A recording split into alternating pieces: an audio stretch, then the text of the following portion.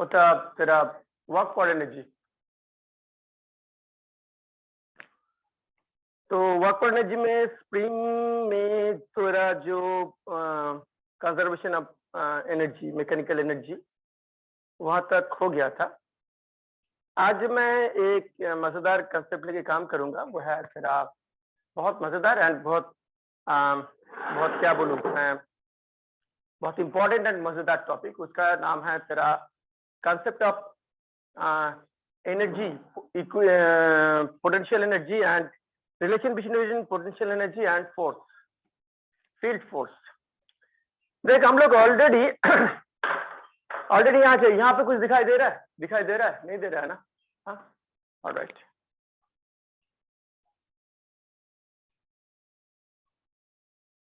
मैं थोड़ा सा बढ़ा रहा हूँ, अभी तो दिखाई दे रहा है ना? हाँ, अभी दिखाई दे रहा है या थोड़ा सा ऊंचा कर दो? अच्छा ठीक है, एक ऊंची कर दी। आज अभी मैं जो कंसेप्ट लेके काम करने वाला हूँ उसका नाम है, अभी दिखाई दे रहा है ना? हाँ। तो अभी जो कंसेप्ट लेके मैं काम करने वाला हूँ वह है रिलेशन बिटवीन तेरा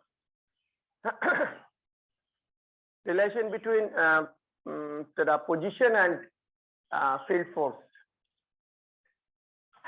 या relation between rather energy and field. का रिलेशन ही मैं दिखाऊंगा अभी। बेसिकली ऑलरेडी हम लोग समझ गया है there are two types of field. Force दो तरह का होता है, ये तो हम लोग समझ गया है।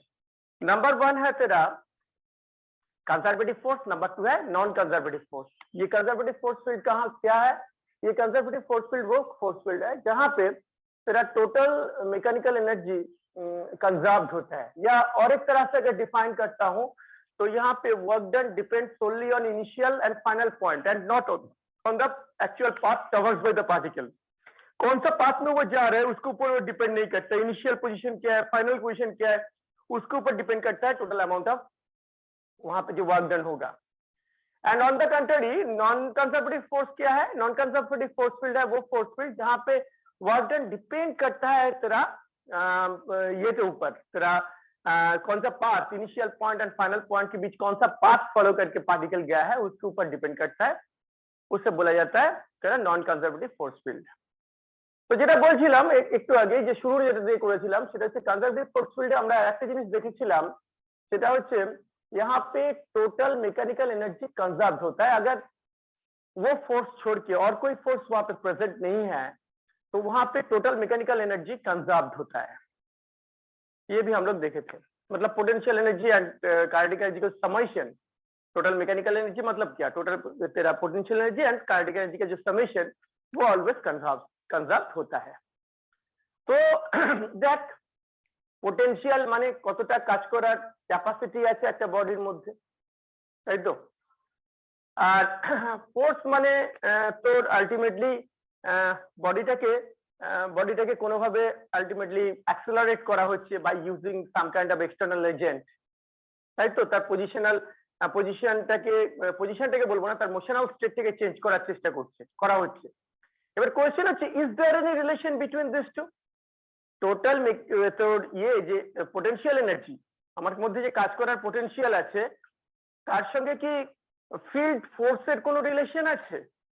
সেটা আমরা একটু स्टडी করব एकदम সরাসরি একটা एक्सपेरिमेंट করে, क्योंकि यहाँ पे अभी मेरे हाथ में एक फील्ड ऑलरेडी है। मैं एक फील्ड के अंदर, कंजर्वेटिव फील्ड के अंदर बैठा हुआ हूँ जिसका नाम है तेरा ग्रेविटेशनल फोर्स फील्ड। एंड ये कंजर्वेटिव फोर्स फील्ड जो फोर्स फील्ड है ये और दो तीन जो force field conservative force field जो अल्टीमेटली जिसके बारे में तुझे पता है, जैसे कि इलेक्ट्रिक फोर्स या मैग्नेटिक फोर्स या रादर इलेक्ट्रोमैग्नेटिक फोर्स, उसके साथ पूरा का पूरा मिलता जुलता है। আমরা পরে দেখবো যে এই যে গ্র্যাভিটেশনাল ফোর্স ফিল্ড এটা ইনভার্স স্কয়ার ল ফলো করে। ইনভার্স স্কয়ার ল ফলো করে মানে কি, দুটো পার্টিকেলের মধ্যে কত ফোর্স হবে সেটা ডিপেন্ড করে, it is inversely proportional to square of the distance. যত ডিস্টেন্সে আছে দুটো পার্টিকেল তার যে স্কয়ার তার সঙ্গে ইনভার্সলি প্রপোর্শনাল। মজার ব্যাপার হচ্ছে এই electrostatic force field, magnetostatic force field এরাও কিন্তু সেম ল ফলো করে, মানে দুজনেই ইনভার্স স্কয়ার ল ফলো করে। তো গ্র্যাভিটেশনাল ফোর্সে যে এক্সপেরিমেন্টটা করব সেটাকে আমরা আলটিমেটলি এক্সটেন্ড করতে পারি, সেটা যে রেজাল্টটাকে আমরা এক্সটেন্ড করতে পারি তোর ম্যাগনেটিক ফিল্ড বা ইলেকট্রিক ফিল্ডের রাদার আমি বলতে পারি যেটা সেটা হচ্ছে আমরা ইলেকট্রোম্যাগনেটিক ফিল্ডে ওটাকে এক্সটেন্ড করতে পারি। এবার এক্সপেরিমেন্টটা কি? Very simple experiment. আমাকে দুটো জিনিস বল, একটা ছোট্ট জিনিস বল, সেটা হচ্ছে এরকম একটা স্লোপ আছে, আর ধর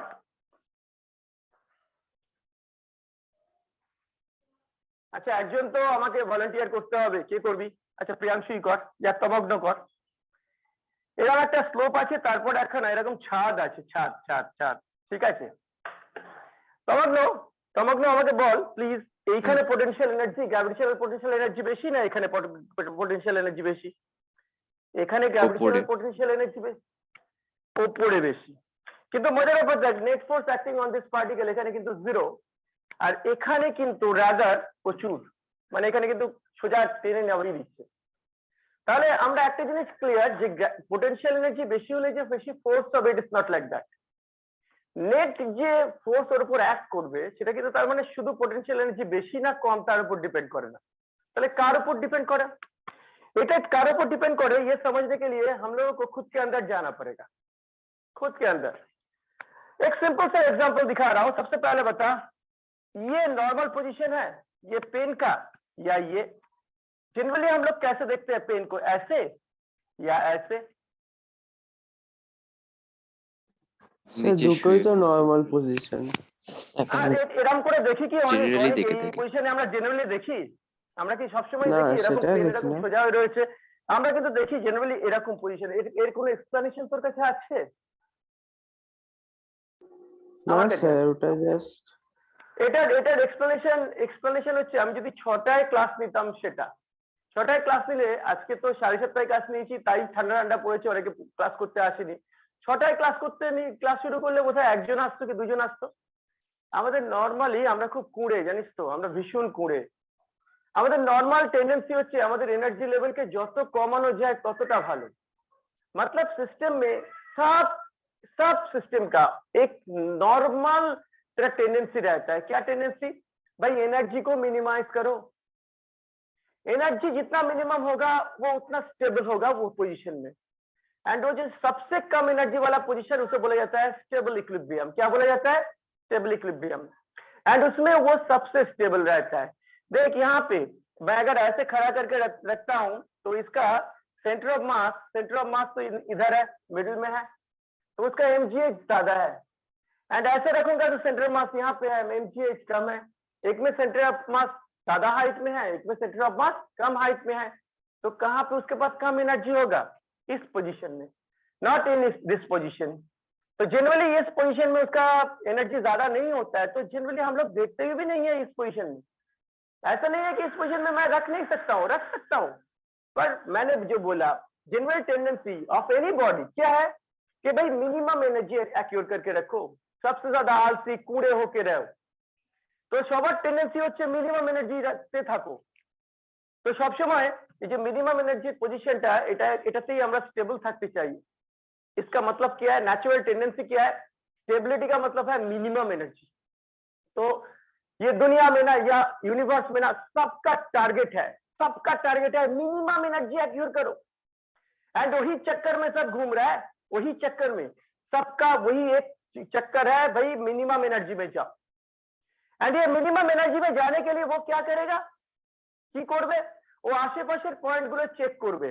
দেখবে আশেপাশের পয়েন্টগুলো চেক করে যে এনার্জিকে মিনিমাইজ করার কোনো ये तेरा ऑप्शन उसके पास है या नहीं।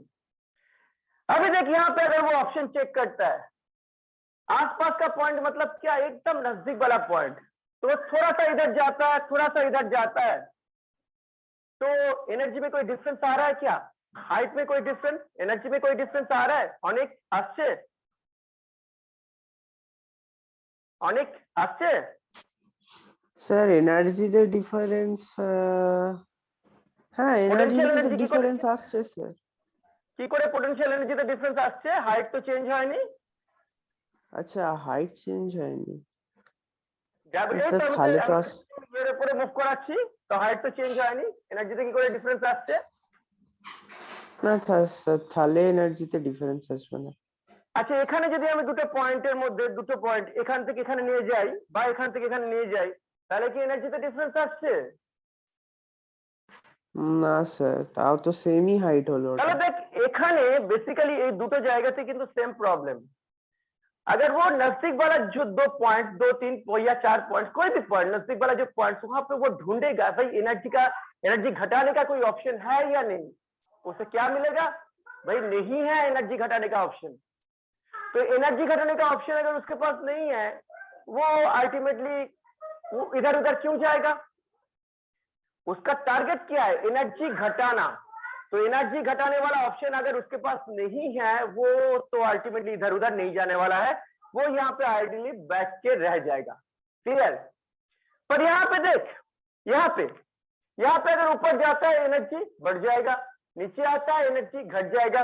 तो इधर वाला पॉइंट मतलब एनर्जी बढ़ रहा है, इधर वाला पॉइंट मतलब एनर्जी घट रहा है, एंड उसके पास एनर्जी घटाने का ऑप्शन है, एंड देख छोड़ने से क्या होगा? वो एनर्जी घटा लेगा। समझ में आ रहा है या नहीं? छोड़ने से वो एनर्जी घटा लेगा। तो फोर्स कैसे आता है देख, ज्यादा एनर्जी मतलब ज्यादा फोर्स नहीं है, फोर्स आता है एक पॉसिबिलिटी से। कौन सा पॉसिबिलिटी? मेरे पास एनर्जी घटाने का कोई ऑप्शन है या नहीं, मतलब पोजीशन चेंज करने से मेरा एनर्जी, पोटेंशियल एनर्जी चेंज होगा या नहीं। और भी एक मजेदार चीज है, अगर यहाँ पे स्लोप कम रहा वो धीरे धीरे नीचे जाएगा, स्लोप ज्यादा रहा वो बहुत जल्दी जाएगा।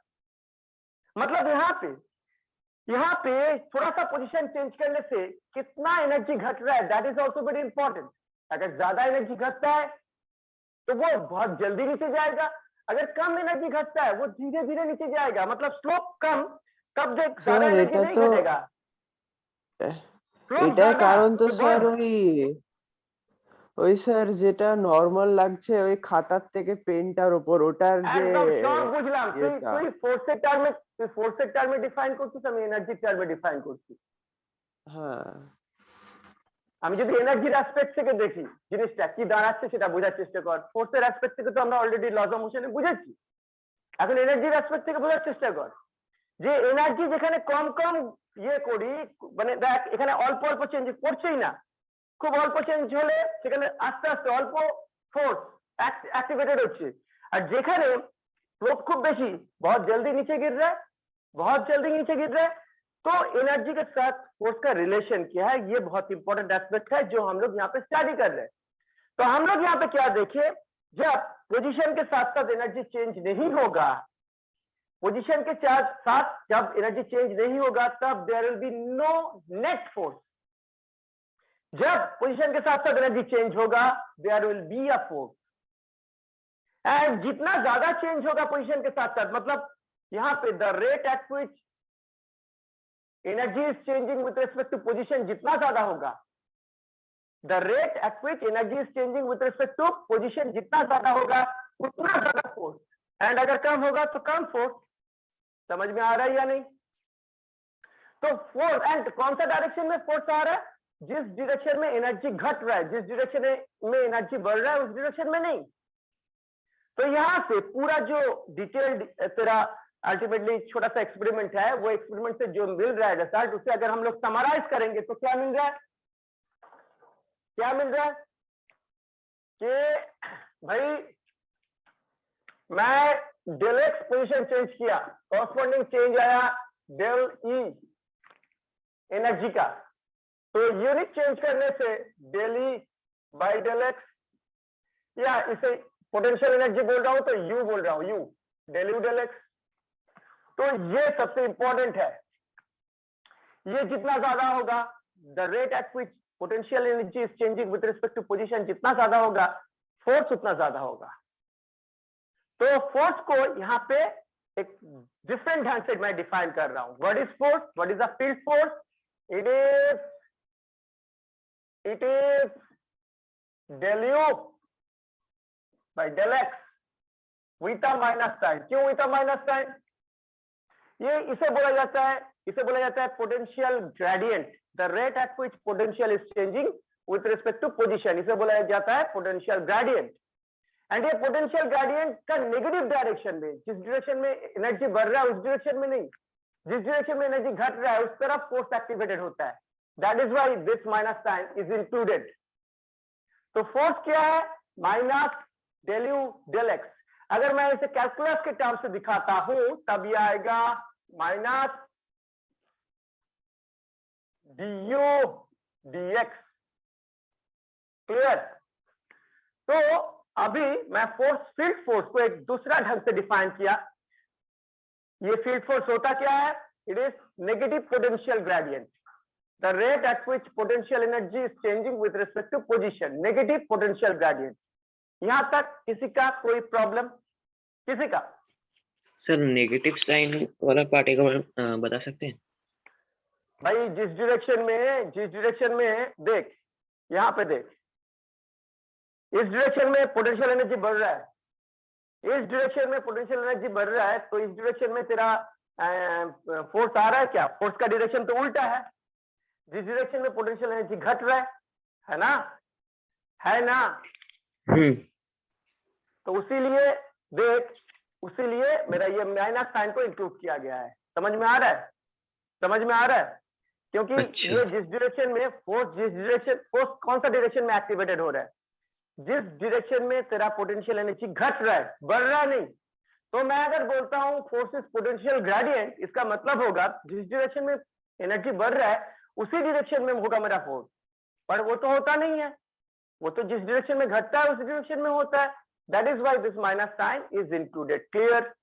क्लियर? क्लियर?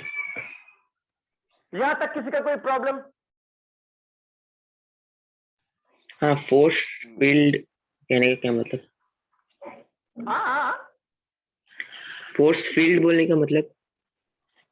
देख, फोर्स फील्ड मतलब ये जो ग्रेविटेशनल फोर्स या तेरा इलेक्ट्रोस्टैटिक फोर्स, यहाँ पे जो कंस्टेंट पार्टिकल मतलब ग्रेविटेशनल फोर्स में अल्टीमेटली इन्फ्लुएंस्ड होगा मास, इलेक्ट्रोस्टैटिक फोर्स में इन्फ्लुएंस्ड होगा चार्ज, मैग्नेटोस्टैटिक फोर्स में इन्फ्लुएंस्ड होगा मैग्नेटिक पोल। क्लियर? तो मैं अगर कोई भी एक ऐसा जोन मिला मुझे जहां पे अगर एक पार्टिकल आता है, वो एक्सपीरियंस करेगा भाई ये जोन में और कोई है जो उसे इन्फ्लुएंस कर रहा है, तब मैं बोलूंगा वो एक फोर्स फील्ड है। जैसे पकड़ ले, आज के आसपास जब एक मास पार्टिकल आ जाएगा, वो एक्सपीरियंस करेगा इस यहाँ पे कोई ना कोई है जो मुझे खींच रहा है, मतलब ये मैं एक फोर्स फील्ड के अंदर आ गया। Concept of force field clear? It is a region of space where presence of a second agent is filled by a particle। मतलब वहां पे और कोई है, ये फील करेगा एक पार्टिकल। अगर ऐसा जोन में कोई घुस गया तब मैं उसे बोलूंगा एक फील्ड।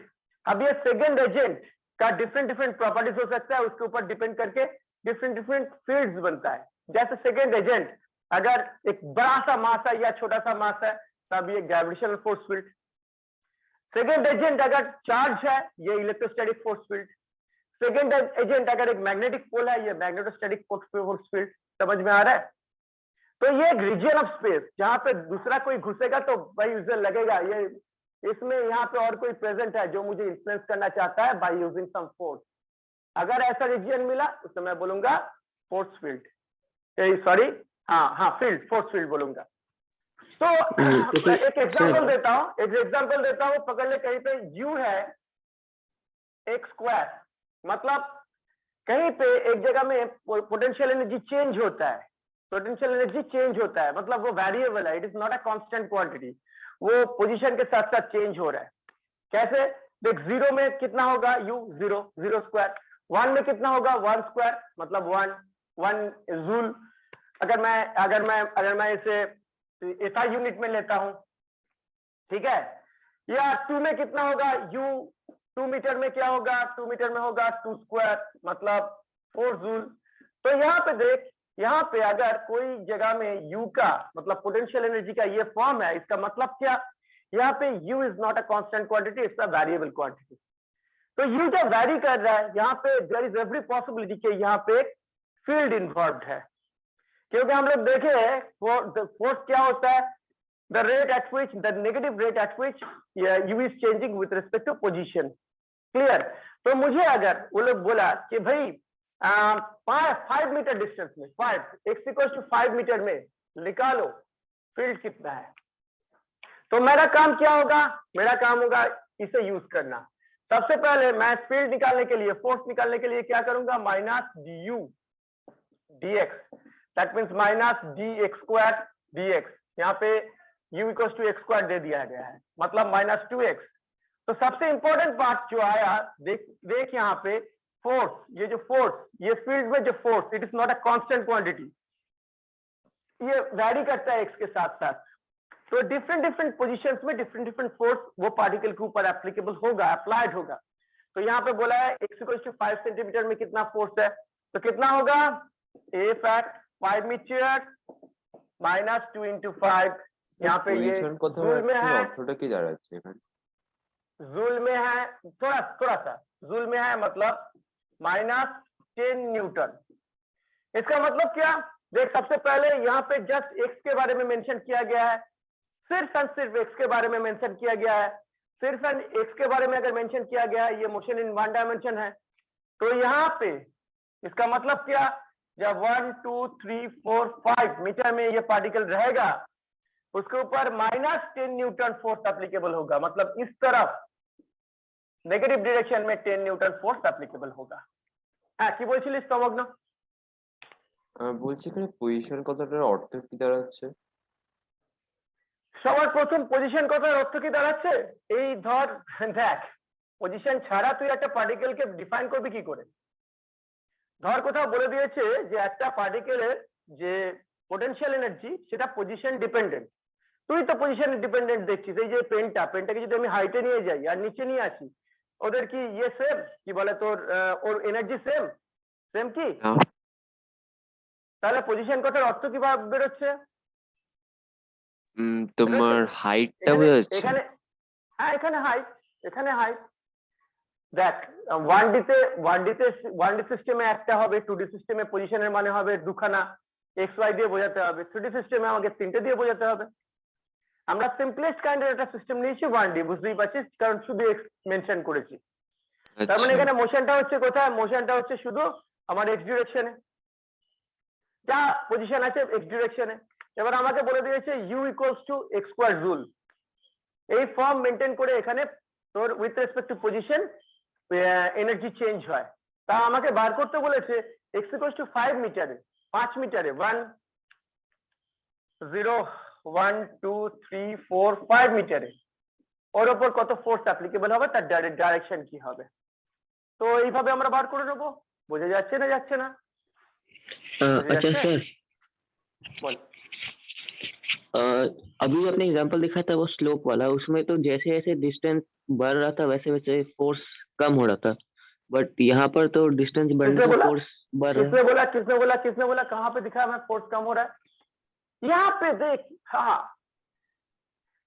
ग्रेविटेशनल फोर्स कौन सा फॉर्म फॉलो करता है, इनवर्स स्क्वायर लॉ। एंड यहाँ पे मैं कैसा फॉर्म फॉलो करने वाला ये दिखाया, square law, proportional to square of the distance. तो दो फोर्स डेफिनेटली अलग है, फोर्स सिस्टम तो अलग अलग हो सकता है ना, तो उसके ऊपर डिपेंड करके तेरा ये जो पोटेंशियल एनर्जी एंड पोजीशन के बीच जो रिलेशन वो भी डिफरेंट हो सकता है। ग्रेविटेशनल फोर्स फील्ड में क्या होता है, it is inversely proportional to square of the distance. तो वो फॉर्म यहाँ पे फॉलोड हो रहा है क्या, वो यहाँ पे फोर्स देख, फोर्स का फॉर्म क्या है, प्रोपोर्शनल टू डिस्प्लेसमेंट। जब मैं निकाला मैं फोर्स कितना आया, proportional to square of the distance. Gravitational force में ऐसा आता है क्या, आता है अभिराज, आता है? नहीं, ग्रेविटेशनल फोर्स में force is inversely proportional to square of the distance, मतलब मैं डिस्टेंस बढ़ाऊंगा तो फोर्स घटेगा ना। पर यहाँ पे फोर्स जो आया, फोर्स का expression it is proportional to displacement, तो डिस्प्लेसमेंट बढ़ाने से फोर्स यहाँ पे उसका मैग्नीट्यूड घटेगा या बढ़ेगा? अच्छा बढ़ेगा। तो ऐसा देख बट देख देख देख सबसे सबसे सबसे इंपॉर्टेंट बात है, ये जो फोर्स के साथ पोजीशन का रिलेशन, ये फील्ड डिपेंडेंट है। मतलब सब जगह में एक नहीं होगा, ये डिफरेंट डिफरेंट होगा। क्या लेके काम कर रहा हूँ, कि कौन सा सिस्टम लेके काम कर रहा हूँ, कौन सा कंडीशन में काम कर रहा हूँ, उसके ऊपर बेस करके होगा। एंड वो लोग तुझे कुछ दे देगा, वो ग्रेविटेशनल फील्ड के साथ मैच नहीं करेगा, इसका चांस है 99%। क्लियर? वो लोग जो मैथमेटिकल एक्सप्रेशन देगा u एंड x के बीच, वो ग्रेविटेशनल फोर्स के साथ मैच नहीं करेगा, इसका चांस है 99%। तो ग्रेविटेशनल फोर्स में मैं मेरा दिमाग को क्यों फिक्स करके रख दूंगा? तरह तरह का फोर्स फील्ड हो सकता है, एंड उसके ऊपर पोटेंशियल एनर्जी एंड पोजीशन के बीच जो रिलेशन, वो भी तरह तरह का हो सकता है, उसके अंदर वो लोग कुछ दे देगा। तो मुझे वो सब देखना नहीं है, मुझे देखना है अगर U से मुझे S में जाना है, प्रोसेस दिस, मैं इसे अप्लाई करूंगा, अप्लाई करके फोर्स यहाँ पे वेरिएबल फॉर्मेट में आया, वो लोग बोल दिया पोजीशन कहाँ पे है, वो पोजीशन को मैं पुट किया, मिल गया मुझे फोर्स। क्लियर? क्लियर? क्लियर? अभी प्रॉब्लम ये है कि ये तो 1D केस है। 1D केस में दो डायरेक्शन होता है, पॉजिटिव एंड नेगेटिव। तो डायरेक्शन दिखाने के लिए ये माइनस साइन या पॉजिटिव साइन सफिशिएंट है, क्योंकि force is a vector quantity, it has got a direction. तो ये डायरेक्शन तो दिखाना पड़ेगा ना। 1D में ये दिखाने का एक सीधा तरीका है, भाई अगर कोई वेक्टर को मैं इन्वॉल्व भी नहीं किया, तब भी माइनस साइन या positive sign plus sign will give the direction. तो यहाँ पे मुझे डायरेक्शन समझने में कोई प्रॉब्लम नहीं हो रहा है, कोई दिक्कत नहीं हो रहा है। मैं समझ रहा हूँ कि direction is in the negative direction of x axis, अगर पॉजिटिव आता है तो in the positive direction of x axis, तो कोई प्रॉब्लम नहीं है। पर जब सिस्टम 2D या 3D हो जाता है, तब ये प्रॉब्लम आ जाता है। मतलब तब ये प्रॉब्लम बहुत इंपॉर्टेंट फॉर्म में आ जाता है, एंड तब ऐसा माइनस या प्लस